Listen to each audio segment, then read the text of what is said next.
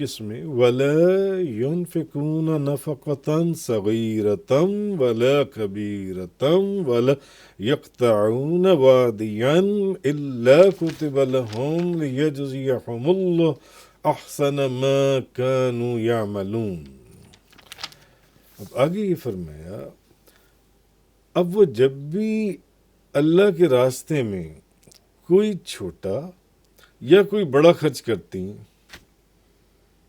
یا کسی مسافت کو طے کرتی ہیں، سفر کرتی ہیں، تو ان کا وہ عمل لکھ لیا جاتا ہے، لکھ دیا جاتا ہے، تاکہ اور ان کا وہ عمل لکھا کیوں جاتا ہے؟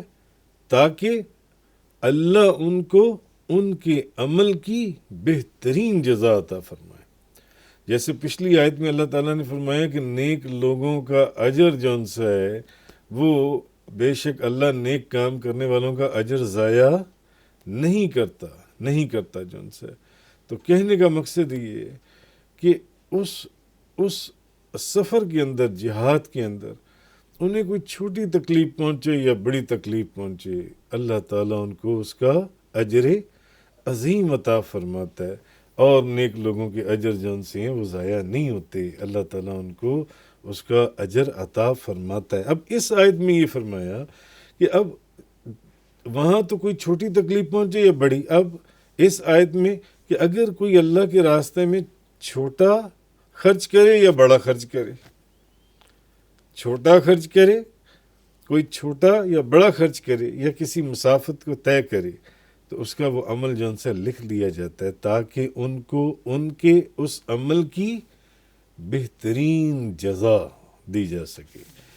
تو حضرت ابو ہریرہ رضی اللہ تعالی عنہ فرماتی ہیں کہ نبی کریم صلی اللہ علیہ وسلم نے فرمایا جس شخص نے اپنی پاک کمائی سے ایک کھجور بھی صدقہ کی، میں نے حدیث چند دن پہلے بھی عرض کی تھی، جس بندے نے اپنی پاک کمائی سے ایک کھجور بھی صدقہ کی تو اللہ صرف پاک چیز کو قبول کرتا ہے۔ پہلی بات تو یہ، جس شخص نے اپنی پاک کمائی میں سے رزق حلال کماتا ہے، وہ رزق حلال کھاتا ہے، وہ اپنی پاک کمائی سے، مگر شرط یہ کہ کمائی پاک ہو، جس جگہ پر کام کرتا ہے یا جو بھی کاروبار کرتا ہے اس کاروبار کے اندر نہ تو کوئی جھوٹ ہو، نہ کوئی بے ایمانی ہو، نہ کوئی رشوت ہو، نہ کوئی دغا بازی ہو، نہ کوئی فریب ہو، نہ کوئی دھوکہ ہو،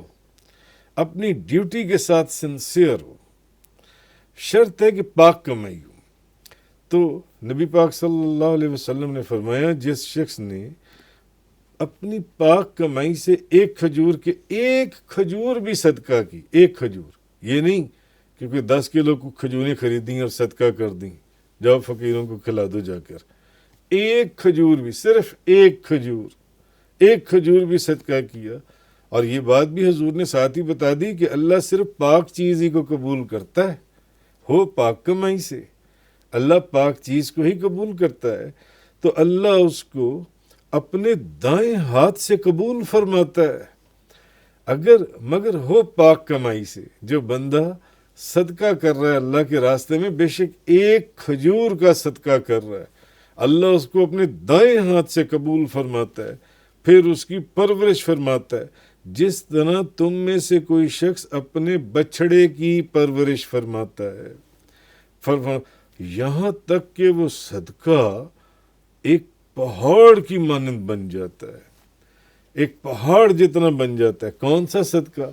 جو صرف ایک کھجور کا صدقہ کیا ہوا تھا، ایک کھجور کا، یہ نہیں کہ کوئی منو کھجوریں یا منو آٹا یا 10 کلو کھجور صدقہ کر دی، نہ، ایک کھجور، مگر اس کی پاک کمائی سے ہو اور وہ اللہ کی بارگاہ میں صدقہ کرے تو اللہ تعالیٰ اس کو دائیں ہاتھ سے قبول فرماتا ہے اور اس کی پرورش کرتا ہے جیسے کہ کوئی اپنے بچڑے کی پرورش کرتا ہے، یہاں تک کہ وہ صدقہ ایک پہاڑ جتنا ہو جاتا ہے، بخاری شریف کی حدیث سے۔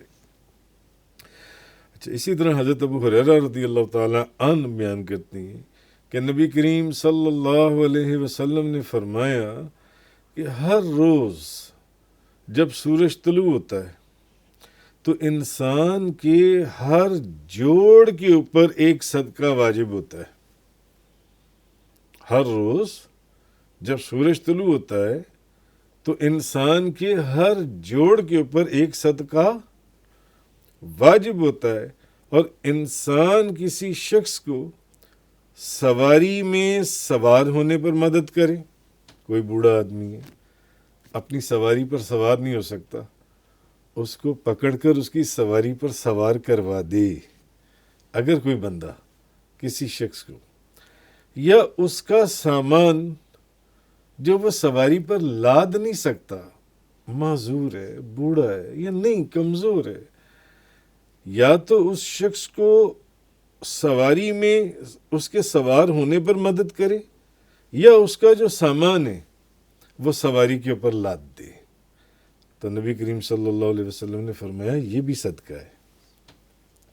یہ نہیں ہے کہ آپ کوئی روپے پیسوں کا ہی صدقہ کریں، کوئی اناج ہی تقسیم کریں، نہیں. کوئی راستے میں اپنی سواری پر بیٹھ نہیں پا رہا، اس کو اس کی سواری پر بٹھا دیں.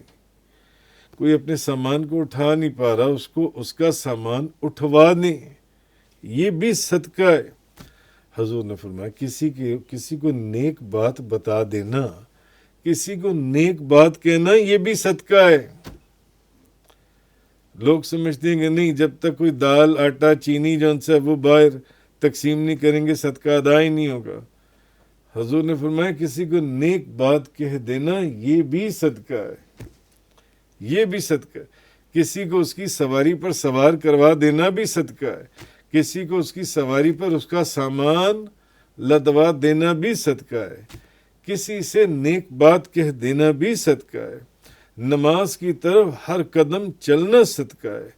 راستے میں کوئی پتھر پڑا ہے، کوئی کانٹا پڑا ہے، کوئی اینٹ پڑی ہے، آپ گزر رہے ہو سڑک کے اوپر سے، آپ دیکھتے ہو کہ یار میں نے دیکھ لی پیچھے سے کوئی موٹر سائیکل والا اندھیرے میں آئے، نہ پتہ چلے اینٹ کے اوپر اس کا ٹائر ہی سلپ کر جائے، وہ موٹر سائیکل سے گر جائے، یا کوئی گاڑی والا اس کا ایکسیڈنٹ ہو جائے، آپ اتر کے اس پتھر کو راستے سے ہٹا دیتے ہیں یا اس کانٹے کو راستے سے ہٹا دیتے ہیں.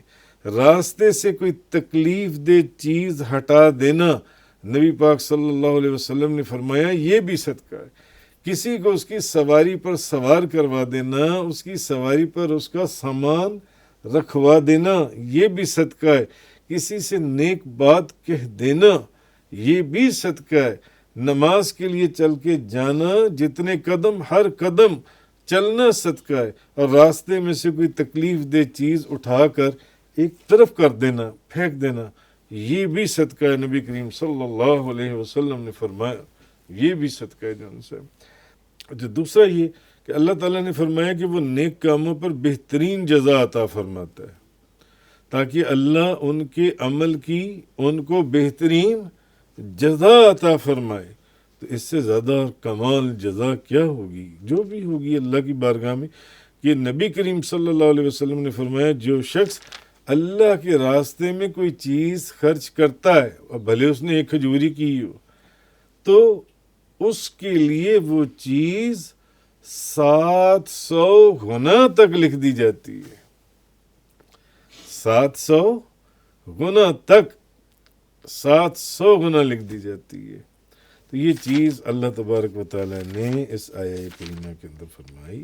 وَلَا يَنْفِقُونَ نَفَقَةً صَغِيرَةً وَلَا كَبِيرَةً وَلَا يَقْطَعُونَ وَادِيًا إِلَّا كُتِبَ لَهُمْ لِيَجْزِيَهُمُ اللَّهُ أَحْسَنَ مَا كَانُوا يَعْمَلُونَ. کہ اور وہ جب بھی اللہ کے راستے میں کوئی چھوٹا یا کوئی بڑا خرچ کرتی ہیں یا کسی مسافت کو طے کرتی ہیں تو ان کا وہ عمل لکھ دیا جاتا ہے، تاکہ اللہ ان کو ان کے عمل کی بہترین جزا عطا فرمائے.